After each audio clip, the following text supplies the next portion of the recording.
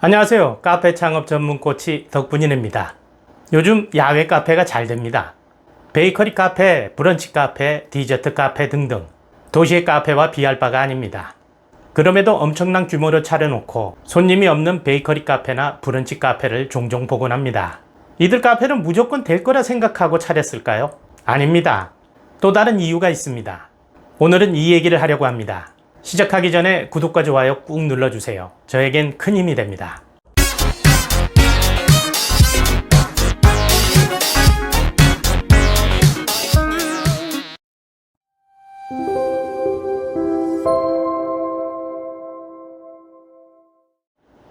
상속세는 개인이 사망하면서 남긴 재산에 대해 부과되는 세금을 말합니다. 우리나라에서는 상속을 통해 얻은 재산을 본인이 노력해서 얻은 소득이 아니라 환경에 의해 얻어진 불로소득으로 간주하고 있습니다. 그래서 우리나라의 상속세율은 높은 편입니다. OECD 38개국 중 2위에 해당한다고 하죠. 이러한 상속세율에 대해서는 오랜 동안 갑론을박이 있어 왔습니다. 아무튼 현재 우리나라의 상속세율은 30억 원이 넘어갈 경우 50%로 상속재산의 반을 세금으로 내야 합니다. 지난 정부에서 상속세를 낮추는 개정안을 발의했으나 결국 국회 문턱을 넘지는 못했습니다. 상황이 이렇다 해도 상속세를 내지 않는 방법이 아예 없는 것은 아닙니다. 최고의 절세가 될 수 있는 거의 유일한 방법, 바로 가업상속공제라는 제도입니다.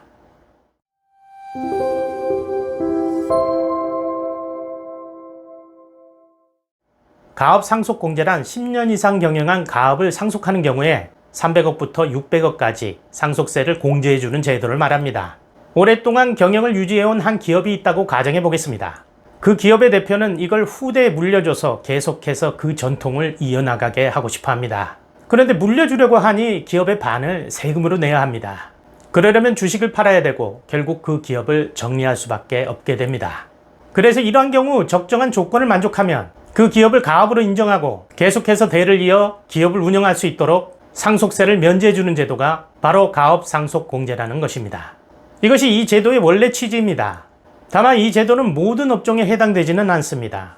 농업, 임업, 제조업, 건설업, 음식점업 등이 이에 해당이 됩니다. 여기에 포함되어 있는 음식점업에 바로 베이커리 카페나 브런치 카페가 들어가 있는 것입니다. 결과적으로 음식점업에 해당되는 대형 카페를 차리고 10년이 지나면 상속세를 전혀 내지 않아도 됩니다. 용어상 편의를 위해 이러한 대형 카페를 이하 베이커리 카페라고 통일하도록 하겠습니다.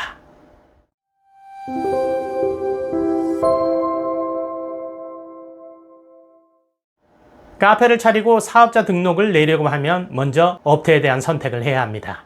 휴게 음식점과 일반 음식점 중에 하나를 선택해야 하는데 이 둘의 가장 큰 차이는 술을 팔 수 있느냐 없느냐 하는 것입니다. 휴게 음식점은 술을 팔 수 없는 비알콜 음료점업에 해당되고 일반 음식점은 식사와 함께 음주 행위가 허용되는 업에 속합니다. 앞서 언급했듯이 가업상속공제는 주업이 음식점업이어야 합니다. 그래서 그냥 카페는 가업상속공제에 해당되지 못하고 일반 음식점으로 등록한 베이커리 카페만이 이에 해당되는 것입니다. 뭔가 불공정하다는 생각이 들지만 현재의 제도가 이렇습니다. 결국 야외에 큰 땅을 사고 건물을 올려서 베이커리 카페를 오픈하고 10년이 지나면 합법적으로 세금 하나 없이 가업으로 상속할 수 있게 됩니다. 특히 서울, 경기 등 수도권 외곽과 대도시 인근에 위치한 대형 베이커리 카페는 부동산 가격이 높고 지가도 계속 오르고 있어 절세 효과가 크다고 볼 수 있습니다. 하지만 이러한 사실이 알려지면서 여기저기 부정적인 여론이 형성되는 것 또한 사실입니다.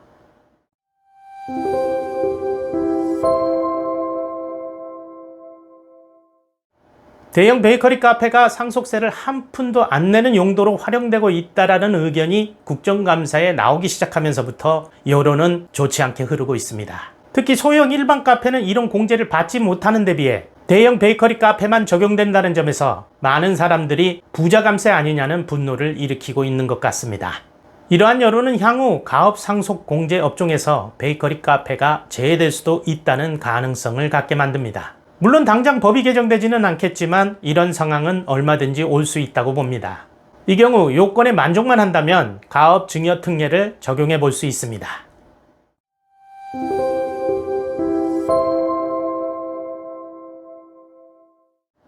베이커리 카페를 차리고 10년이 지났습니다. 이제는 자식에게 맡기고 일선에서 물러나 쉬고 싶습니다.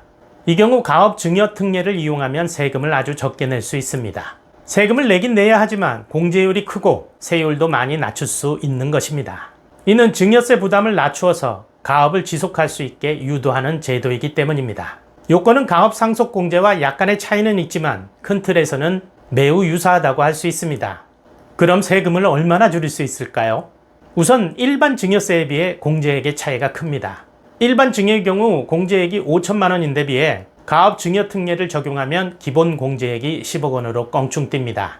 세율의 경우 일반 증여세는 30억 원을 초과할 때 50%인데 반해 가업 증여 특례는 120억 원까지 10%로 아주 낮습니다. 120억 원을 초과해도 20% 세율만 내면 됩니다. 이렇듯 음식점업으로 등록된 대형 야외 카페는 이래저래 효용 가치가 높다 하겠습니다. 어떠세요? 도움이 좀 되셨나요? 도움이 되셨다면 구독과 좋아요 꾹 눌러주세요. 알림 설정도 잊지 마시고요. 저에겐 큰 힘이 됩니다. 이 채널이 있는 이유는 당신이 있기 때문입니다. 당신의 덕분입니다.